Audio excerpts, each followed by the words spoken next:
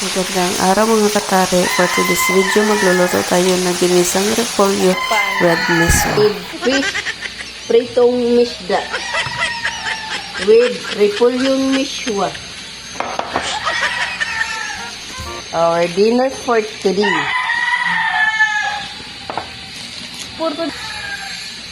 Yan ang hapunan natin ngayon guys.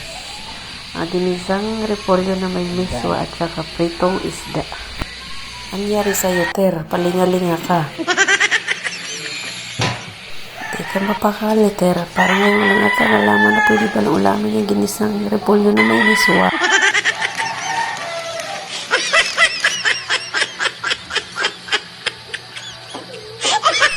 Yummy yan ha. Pag matikpan mo, makalimutan mo pangalan mo.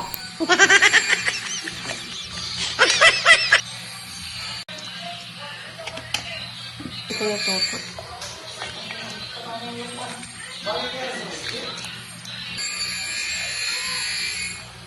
Ito ba? Wala na. Natulog. Okay na to. Yummy na.